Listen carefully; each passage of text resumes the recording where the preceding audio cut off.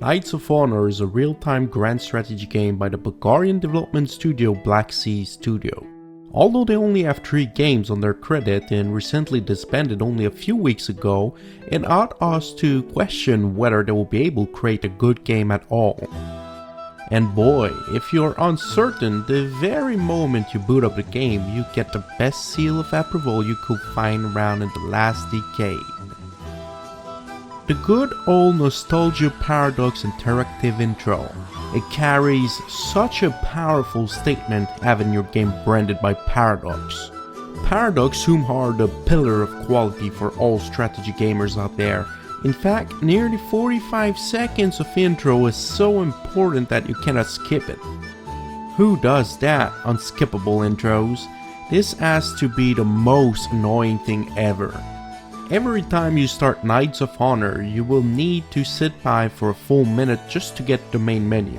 That is unacceptable, but far from representative of the whole. Now I must say that I did not have had the chance to play the game prior to my purchase on Steam recently. What a great misdeed that I committed, and I don't know exactly why, but I barely had any idea it even existed up to the day I spotted for sale. There's no storyline to the game per se, you get to pick any country from one of the 3 start dates. You have the early Middle Ages, the Middle Ages and late Middle Ages, and a little bit of a fashion of Europa Universalis 1 and 2, you have to pick a country from a list available to you, and there is a wide range of countries available to pick from.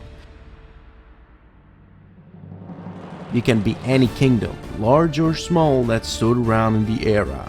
The country you select will of course change the starting position and the resources you have on hand, as well as the unique units you'll be able to field for war. When you first start the game, you'll be confronted with a colossal task in front of you. There are a lot of options and a lot of menus that are available in this game, but it's not as hard as it may seem at first if you take the time to complete the tutorial, which is very well done. The only problem you'll face is that it cannot be played if you run an HD mod like I'd rather do personally. By default you only have some old 4:3 ratio resolution, which admittedly limits marginally the field of vision you get. But with a tutorial you will understand and grasp the basics of the game. You have multiple units available that you can pick from: marshals, spies, clerics, and landlords and merchants. Each units have their own specific task available to them. The marshals are made to lead the army, and you need to have a marshal to field any kind of forces or manage any kind of garrison, and with the clerics you'll be able to manage settlements and make sure to reduce the chances of rebellions, while adopting the culture of the settlement you just newly conquered. Next are the spies. Rather than going onto the field to meet the enemy, you will send the spies behind the shadows. It will try to join the court of your enemy, where it'll eventually be promoted as a knight, and from this point on you'll be able to instigate a revolt to make sure that your invasion forces enter the land at the perfect timing of a massive rebellion in the enemy army. And finally, we have the merchants coming into play. I have to be honest here, they're kind of overpowered from my point of view, because they can increase the income of your nation to unbelievable levels that will flood your coffers easily with so much money now you will willfully know what to do with your new fortune. There are 2 more classes available, but you should fully ignore them as they're utterly useless. Managing cities is a breeze. You have a list of buildings that you can build, and you'll need to follow a certain build order to have access to more complex military units and specialized resources needed for the kingdom bonuses. Kingdom bonuses require you to lump up resources to activate them, thus giving you a special bonus, and completing the full set gives you victory instantly. Another way to gain victory is to be elected leader of the world, or simply conquering everything. It's good too.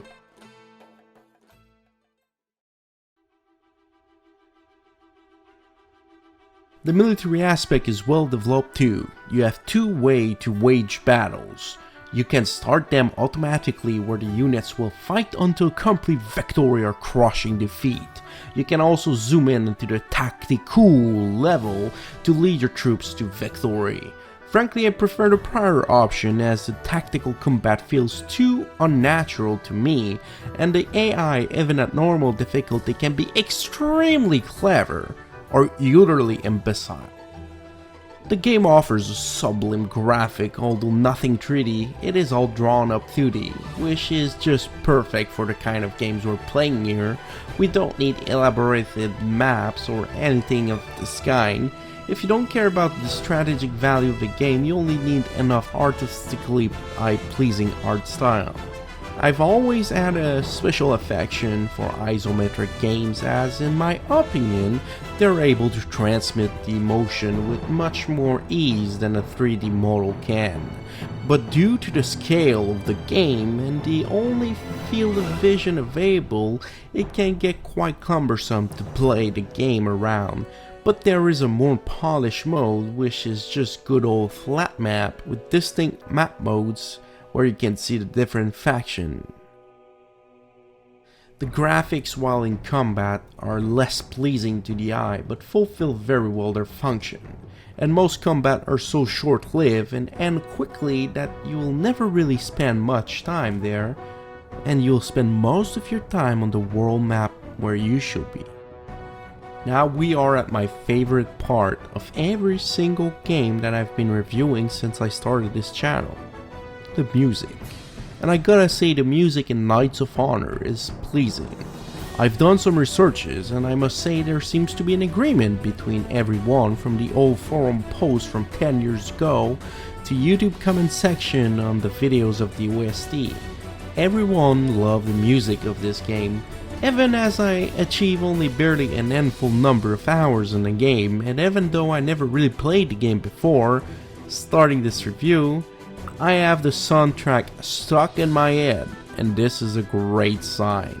The songs are full of life, it really engages you in the medieval world, it can hypnotize you to keep playing more and more. And a total of 53 minutes of playtime, it is a little bit on a short side, but still nevertheless it is filled with incredible music that the composer Borislav Slavov, aka Glorian, has put clearly a lot of time into, and sadly it doesn't appear that he has been credited for any other score. The rest of the sound used in the game is smooth sailing. There's nothing overly aggravating or distracting, and there's even a peaceful nature-like background noise.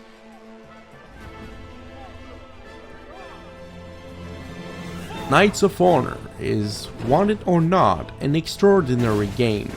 It is somewhat sad that it flew right under the radar for most people, but at the moment, with the help of a good high definition patch, it is still an interesting pick to spare a few hours on a game that could very well become a successful franchise, just like Total War and Europa Universalis.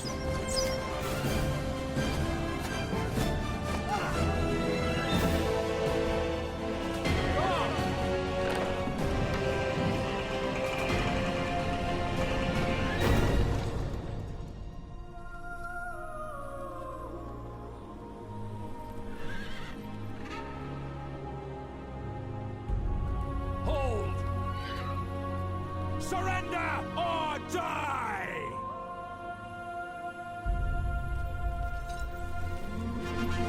For honor!